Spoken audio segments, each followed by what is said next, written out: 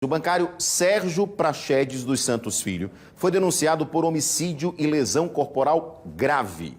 Você lembra desse caso? Claro, no último dia 23 de julho, ele entrou na contramão, em plena Fernandes Lima, e atropelou 3 pessoas. 2 pessoas morreram, inclusive os 2 motociclistas, os 2 condutores das motos morreram, um deles no local, o outro ainda chegou a ser levado ao hospital e não resistiu. E uma outra vítima, que estava na garupa de uma das motos, continua internada. O que acontece a partir de agora, o Neto Mota traz pra gente, porque a gente já tinha detalhado aqui, Neto, que a polícia já havia enquadrado o caso desse motorista como homicídio doloso, quando há a intenção de matar. E esse foi o entendimento também do Ministério Público, não é, Neto?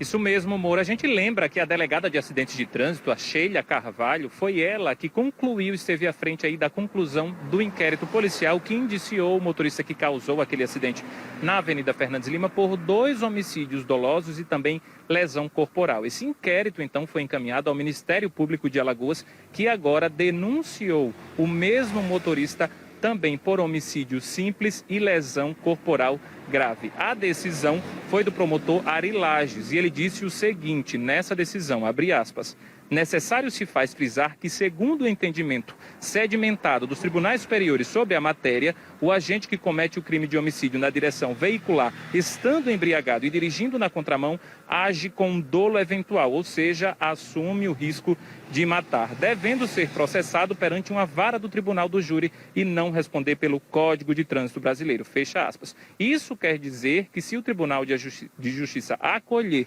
essa denúncia do Ministério Público de Alagoas, ele pode então ser levado a júri popular, Moura.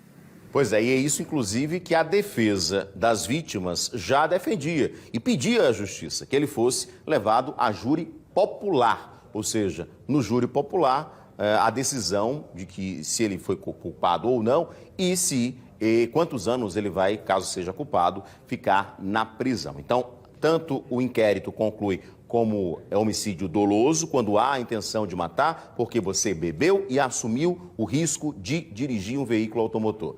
E depois, agora a gente também tem a denúncia do Ministério Público. Resta só agora a Justiça, né, receber tanto o inquérito como essa denúncia e dar prosseguimento ao caso. Lembrando, né, Neto Mota, que é muito importante a gente lembrar que o condutor continua preso, está no sistema prisional, tá? Ele não foi libertado. Inclusive é importante a gente frisar, porque às vezes na rede social diz, tá vendo que não dá em nada, né? A justiça não acontece no Brasil em crimes como esse, é mais um que mata e vai para casa e vai responder em liberdade. Nesse caso, não, ele continua preso, né, Neto?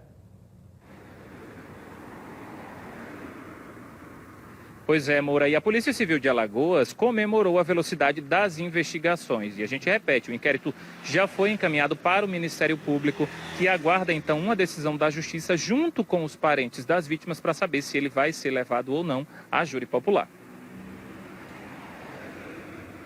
Obrigado, Neto. O Ministério Público Estadual ofereceu denúncia em face do senhor Sérgio Praxedes pelos crimes cometidos recentemente e amplamente divulgado na mídia na Avenida Fernandes Lima, no Farol.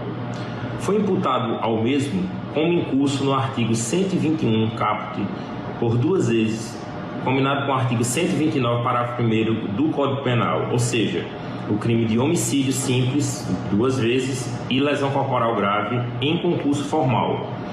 Quando da ocorrência desse tipo de delito, a princípio, o agente responde pelo Código de Trânsito Brasileiro.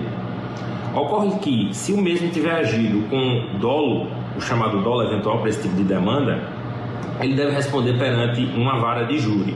Segundo o entendimento sedimentado nos tribunais superiores, age com dolo nesse tipo de demanda quando o agente está embriagado e ocorre um segundo fator, tais como estar participando de impega, estar andando com excesso de velocidade ou andando na contramão, como foi o caso.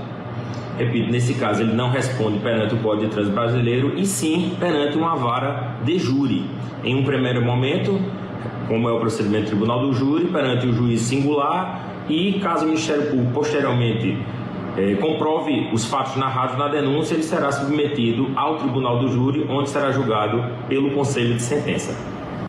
Olha, Moura, ainda essa semana a defesa das vítimas deve se pronunciar sobre a denúncia do Ministério Público. Eu volto para você.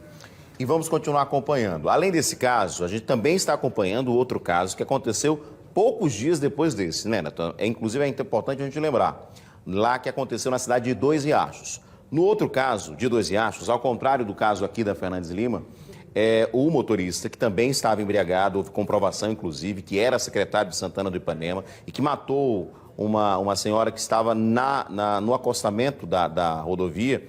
Nesse caso, após a audiência de custódia, ele foi liberado. Mas o Ministério Público também pediu a prisão preventiva, mas ainda não saiu uma decisão. Mas são dois casos emblemáticos que eu acho que é muito importante a gente reforçar, principalmente às vésperas de um final de semana.